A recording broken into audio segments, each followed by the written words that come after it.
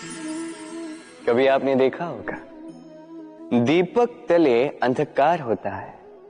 जो दीपक संसार को प्रकाश देता है, उसी के भीतर अंधकार।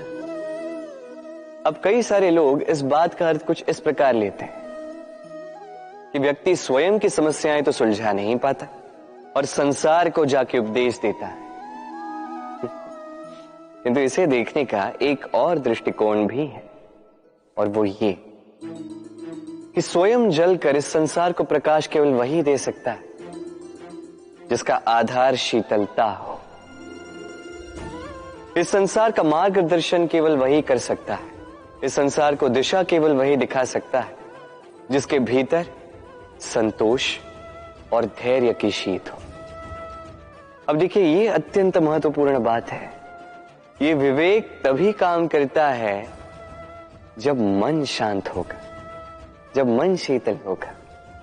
इसलिए यदि आप इस जीवन में कुछ बड़ा कार्य करना चाहते हैं तो सर्वप्रथम अपने इस मन को, इस हृदय को, इस विवेक को, इस आधार को, इस तल को शीतल रखना सीखिए। धैर्य रखिए। संसार में ऐसा कुछ भी नहीं जो आप ना कर पाओ। राधे राधे। हर एक व्यक्ति किसी न किसी रूप में ईश्वर को मानता ही है। कोई मूर्ति के रूप में, तो कोई तत्व के रूप में, कोई भाव के रूप में, तो कोई स्वभाव के रूप में। कोई स्वयं में परमात्मा खोजता है, तो कोई किसी और में। किसी के लिए ज्ञान परमात्मा होता है। हर एक व्यक्ति को उसका ईश्वर किसी न किसी रूप में मिल ही जाता है। किंतु एक बात बताओ, ईश्वर ने पहली अपना एक स्वरूप आपके लिए संसार में भेज दिया है, और वो स्वरूप है आपकी माता, आपकी मां। वही मां जिन्होंने आपको जन्म दिया, आपको जीवन जीना सिखाया, आपको संस्कार सिखाया। यदि आप कभी किसी अनुचित मार्ग पर भटक जाएं, तो डांट कर उचित मार्ग पर ले आती हैं। यदि आप इस संसार में असफल हो जाएं, तो अपनी आंचल की गर्माहट से आपको वो ऊर्जा पुनः देती है।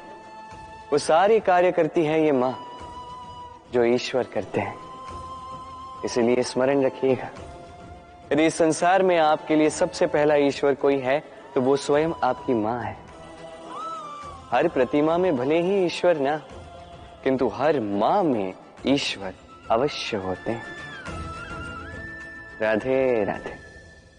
अभिमान, स्वाभिमान, अहंकार, देखा जाए तो ये तीनों शब्द भिन्न भिन्न हैं, किंतु इनका मूल आधार एक ही है, स्वाभिमान। अब यदि बात की जाए आपके देह, आपके संस्कृति की, आपके संबंधों की, तो अभिमान होना श्रेष्ठ है। यदि बात की जाए आपके व्यक्तित्व की, आपके आदर्शों की, आपके विचारों की, तो स्वाभिमान होना एक गुण। यदि ऐसा कहा जाए कि मैं ये कार्य बिना किसी की सहायता से, बिना किसी के संयोग से कर सकता हूं, तो ये स्वाभिमान और ये उचित है।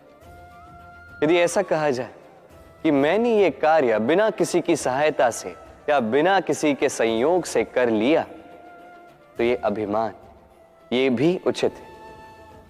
किंतु ये कार्य केवल और केवल मैं कर सकता हूं और कोई नहीं, ये अहंकार। तो इन शब्दों को और भावों को समझने का प्रयास कीजिए। जीवन जीने का एक नया मार्ग मिल जाएगा। राधे राधे।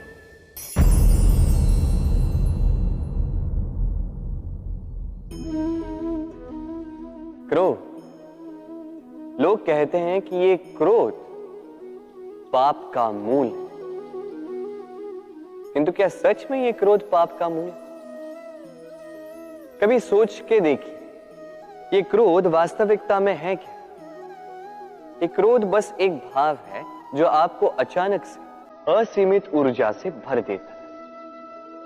अब मैं आपको कुछ उदाहरण देता हूं जिससे आप ये समझ पाओ कि क्रोध आपके लिए अच्छा है या नहीं। यदि किसी के साथ अन्याय हो रहा, और ये देखकर आपको क्रोध आ जाए और ये क्रोध आपको उसकी सहायता करने की प्रेरणा दे, तो ये क्रोध तो अच्छा। यदि कहीं आप देख लो कि किसी स्त्री पर अत्याचार हो रहा और आपको क्रोध आ जाए और ये क्रोध आपको उसकी रक्षा करने का साहस दे, तो ये क्रोध अच्छा ही तो है। यदि संसार में कहीं पे आप अनैतिकता देखें, कोई छल देखें और आपको वहां क्रोध ना आए, आप उससे विरक्त रहें, तो ये कायरता है। इसका अर्थ यह है कि आप अपना मनुष्यत्व खो चुके हैं। तो समझने का प्रयास कीजिए, आपके क्रोध की ऊर्जा के उपयोग पर निर्भर करता है कि ये क्रोध आपके लिए पाप का मूल है या ये क्रोध आपके लिए पुण्य का संस्थापक है। राधे राधे। मोह,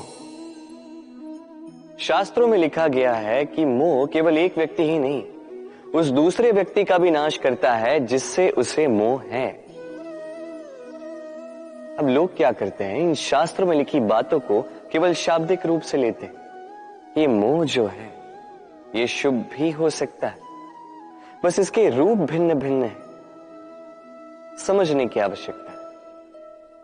अब मोह यदि भौतिक वस्तुओं से हो जाए तो वो लालच बन जाता है। मोह किसी विशेष व्यक्ति से हो जाए तो वो प्रेम नहीं, आकर्षण बन जाता है। मोह किसी व्यसन से हो जाए तो वो वासना हो जाती। मोह यदि विजय से हो जाए तो वो कुंठा हो जाती। मोह यदि अपनी संस्कृति से हो जाए तो वो आपको संस्कृति का रक्षक बनाती। यदि मोह कला से हो जाए तो उस कला द्वारा आप इस संसार में चमत्कार कर सकते हैं। अब ये आप पर निर्भर करता है, इस मोह की शक्ति को आप सृजन का आधार बनाना चाहेंगे या विनाश का हथियार बनाना चाहेंगे। देख लीजिए, निर्णय आपका है। राधे राधे।